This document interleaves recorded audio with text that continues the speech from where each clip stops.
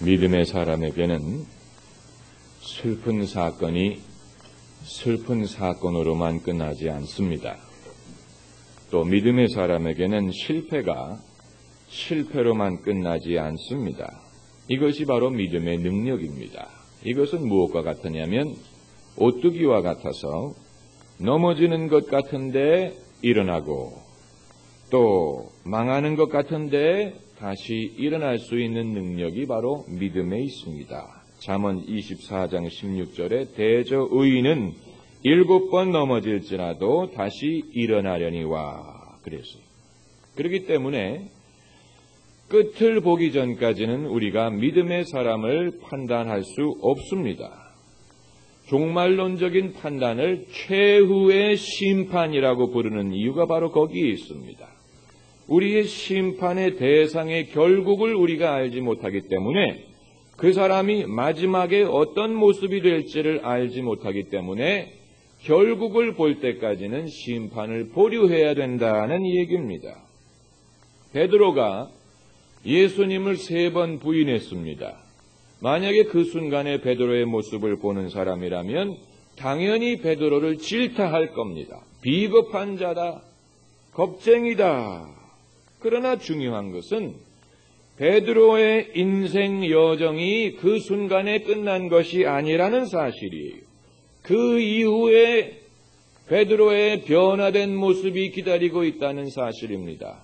그렇기 때문에 예수님이 잡히시던 날 밤에 예수님을 3번 부인했던 그 베드로가 오순절 성령을 받고 나서는 예수님을 못 박았던 군중을 향해 담대히 서서 외치기를 너희가 십자가에 못 박았던 예수를 하나님께서 살리셨다. 그래가지고 3,000명을 회개시키지 않았습니까? 만약에 베드로가 예수님을 부인하던 그 장면과 그리고 40일이 지나서 50일이 지나서 예수님의 이름을 증거하던 베드로의 모습, 이 2가지의 장면을 같이 지켜본 사람이라면 저 사람 베드로 맞아요 라고 의아하게 생각을 했을 것입니다. 그러나 사람이 변화하는 것입니다. 이 사실이 바로 복음의 능력입니다. 신학생이었을 때 사람들 앞에 서기만 하면 심장이 쿵쿵 뛰고 긴장해서 말도 못하고 얼굴이 창백해지던 그런 학생이 있었습니다. 그 신학교 동기들은 다 이 사람이 그런 타입의 사람이려니 이렇게 생각했어요. 그런데 이 신학생이 신학교를 졸업하고 목사 안수를 받고 하나님께 간절히 기도하다가 은혜를 받았어요. 능력을 받았습니다. 그래서 이제는 담대한 부흥 목사가 돼서 여러 교회에 초청을 받아서 부흥회를 인도하게 됐는데 한 번은 미국에 부흥회를 인도하러 갔다가 전화를 받았습니다. 당신 몇 년도에 졸업한 아무개 맞습니까? 맞습니다. 그렇다면 내 신학교 동기인데 내가 아는 그 친구는 도저히 이런 부흥사가 될 만한 인물이 아닌데 이상하다 하는 거예요. 여러분, 왜 우리는 남이 변화할 수 있다는 가능성을 믿지 않습니까? 그 이유는 내 자신이 변화해 본 경험이 없기 때문에 그런 겁니다. 내 자신이 별로 죄를 지어본 적도 없지만 그렇다고 별로 뜨겁게 예수님을 믿어본 경험도 없고 회개해 본 경험도 없고 늘 그 모습 그대로 살았기 때문에 인간을 변화시키는 하나님의 능력을 체험적으로 알지 못하기 때문에 그런 것입니다. 차라리 베드로처럼 인생의 깊은 계곡에 한번 떨어보던 경험이라도 있어서 그 계곡에서 건지시는 주님의 은혜를 경험해 보았다면 남도 변화할 수 있다는 가능성을 믿을 텐데 그런 경험이 없기 때문에 그 모습 그대로겠지 이렇게 생각하는 겁니다. 부흥사협회에서 만든 책자를 보니까 부흥사가 되기 위한 요건 몇 가지를 제시해 놓았습니다. 여기에 보니까 첫째는 체격이 좋아야 된다. 둘째는 목소리가 좋아야 된다. 여기까지는 저도 해당이 되더라고요. 셋째는 입담이 좋아야 된다. 넷째는 보수기질이 있어야 된다. 다섯째는 한 번 정도는 타락해본 경험도 있어야 된다. 그래야 죄인들에게 하나님의 은혜를 확신 있게 전할 수 있다. 그랬습니다. 아마 이 얘기를 들으시는 분 중에는 나는 지금 죄스러운 삶을 살고 있으니까 영적으로 큰 인물이 될 수 있는 정 코스를 밟고 있다. 아마 이렇게 생각하는 분 계실지 모르겠는데 그건 아니에요. 그건 아닙니다. 마귀가 예수님을 시험할 때 성전 꼭대기에서 뛰어내리라. 하나님이 너를 받아주실 테니까 안심하고 뛰어내리라. 그랬더니 예수께서 답하시기를 기록되었으되 내 주 하나님을 시험하지 말라 그랬어요. 하나님이 우리를 받아주실 줄 믿고 의도적으로 뛰어내리는 것은 시험하는 것입니다. 하나님이 용서하실 줄 믿고 의도적으로 죄를 짓는 것도 하나님을 시험하는 거예요. 그건 바르지 않습니다. 그러나 부득이 환경 때문에 연약함 때문에 죄를 지어본 경험이 있었을 때 그리고 하나님이 나를 건지시고 구원하시고 사랑하시는 경험이 있을 때 그 사람이 인생을 이해하고요. 인간을 이해하고요. 사람의 연약함을 체휼할 수 있고요. 사람을 함부로 판단하지 않고요. 정죄하지 않고요. 연약함 속에 있는 인간을 불쌍히 여길 줄 알고 그를 향한 주님의 마음을 알 수 있다는 얘기입니다. 요즘에 검찰이 변화해야 된다. 이런 지적이 많은데요. 제가 라디오에서 어느 법대 교수와 이 문제에 대해서 대담하는 내용을 들어보니까 그분이 말하기를 고등학교 졸업한 어린 청년이 법대에 들어가서 법을 배워서 사시에 합격을 해서 검사가 돼 놓으니까 이 젊은이가 인생을 알면 얼마나 알겠습니까? 인간을 알지 못하고 학문적으로만 법을 배워놓고 검사가 되니까 이 법을 집행하는 과정에 있어서 무리가 따른다는. 그렇기 때문에 이 법대를 대학원 과정으로 만들어 놓으면 학부에서는 적어도 인문학을 공부하고 철학도 배우고 역사학도 배우고 문학도 배우고 그래서 좀 인간과 세상을 이해할 수 있는 폭을 넓힌 다음에 법을 배우면 그 법을 적용할 때 훨씬 거기에 지혜가 있고 성숙함이 있을 수 있는 게 아니냐. 맞는 지적이라고 생각합니다. 법뿐만이 아니고 신앙도 마찬가지, 성경 지식도 마찬가지입니다. 그래서 성경이 말하기를 지식은 우리를 교만하게 하거니와 사랑은 세우는 일을 한다. 모처럼 마음을 먹고 성경을 차근차근 읽어내려가야지.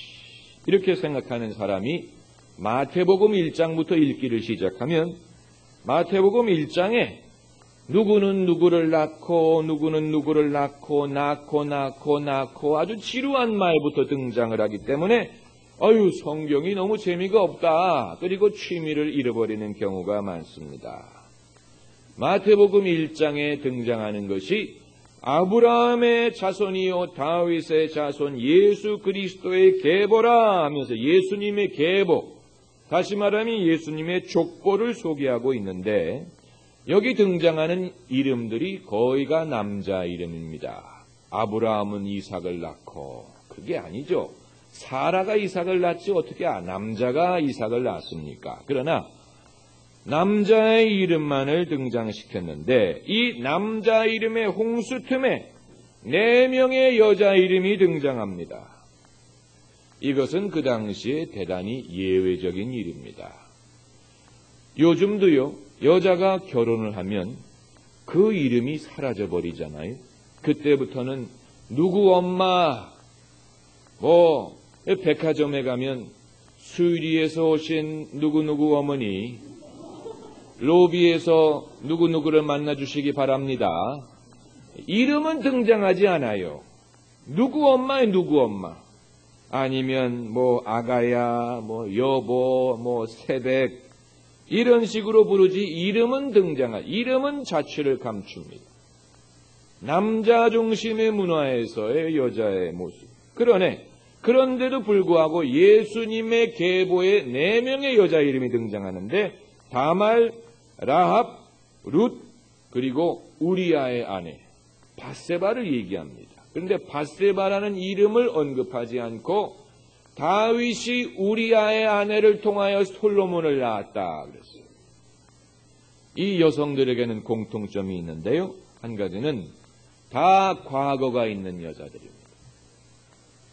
둘째는 부끄러운 관계를 통해서 아기를 낳았거나 부적절한 관계를 통해서 맺어진 관계를 갖고 있습니다.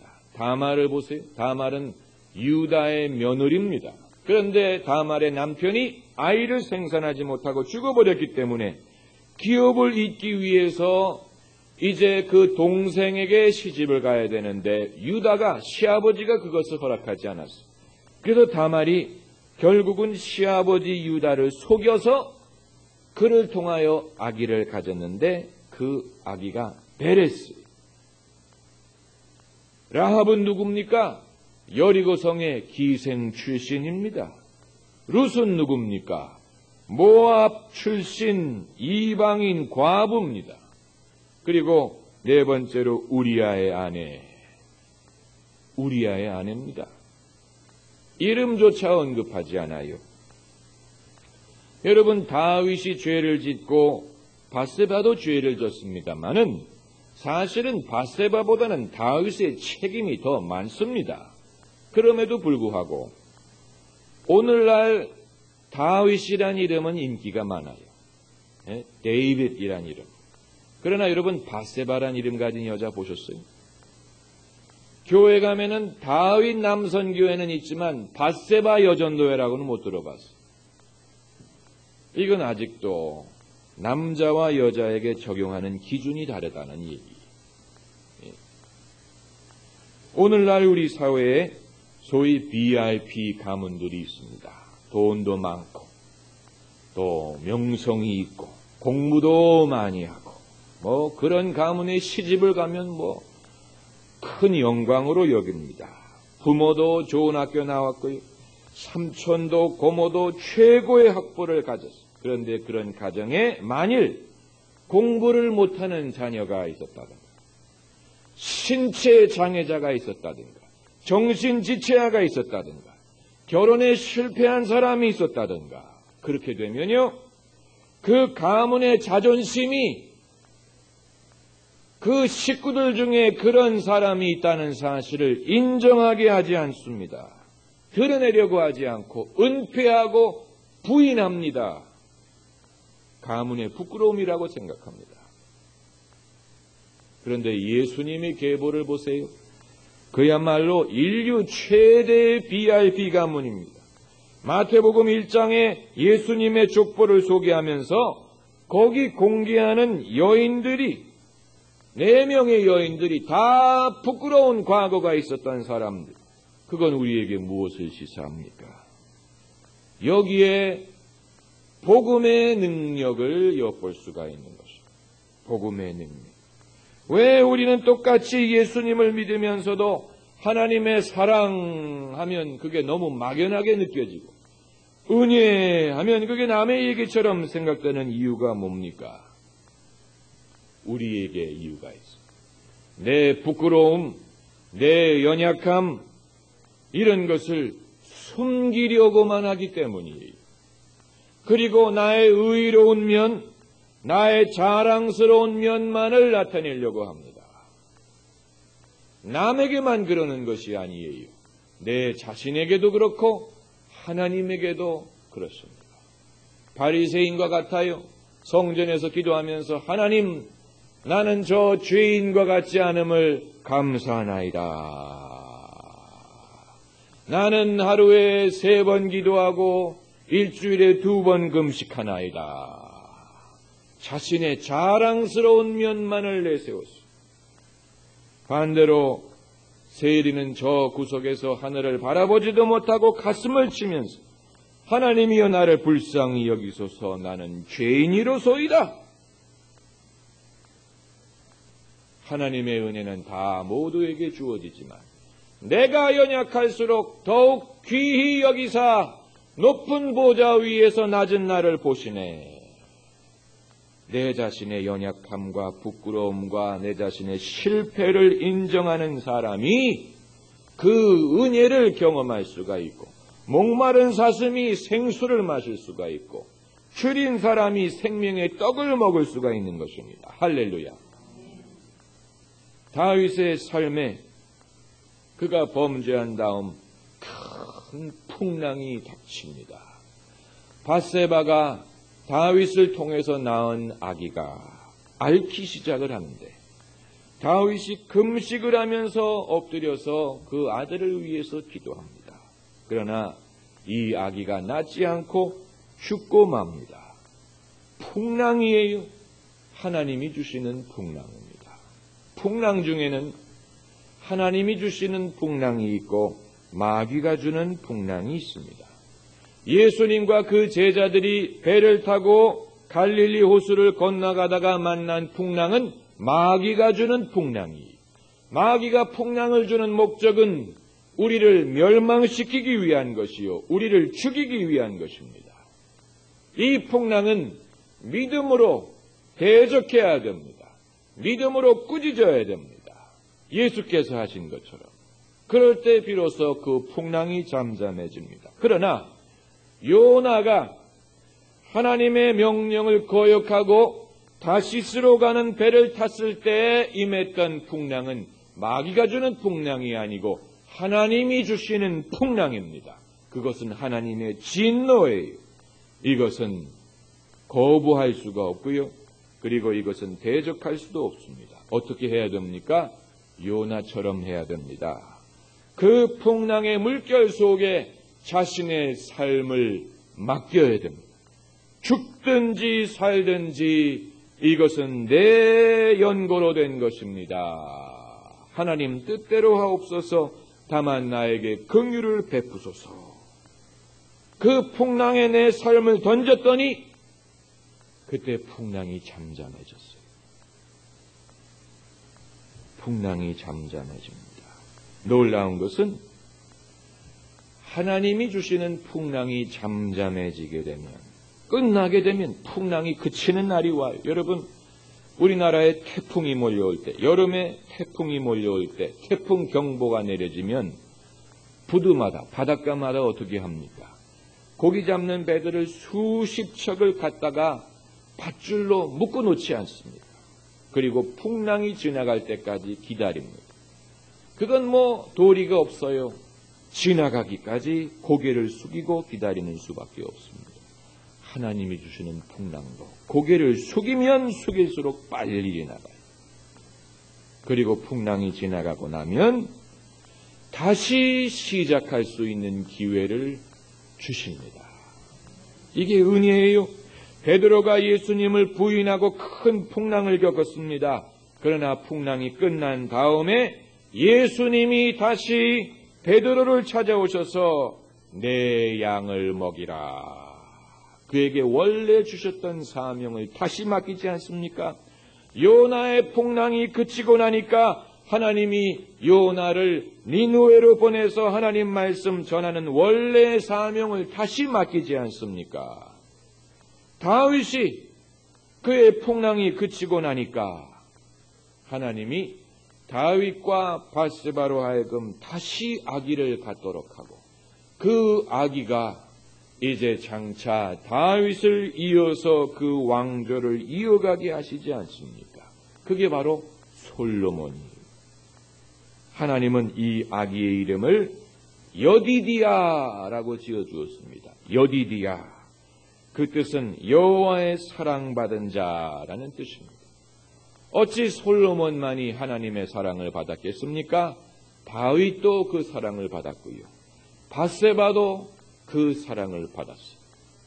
우리가 즐겨 부르는 노래 중에 여기에 모인 우리 주의 은총 받은 자여라, 그 가사를 보면은 때로는 넘어져도 최후 승리를 믿노라. 때로는 넘어져도 최후에는, 결국에는 승리한다. 이것이 우리에게 주시는 은혜입니다. 그게 바로 여디디아라는 뜻입니다. 여디디아라는 이름 속에 넘어진 사람, 실패한 사람, 실망한 사람, 그런 사람에게도 허락하시는 최후 승리의 약속이 있는 것입니다. 기도하십시오.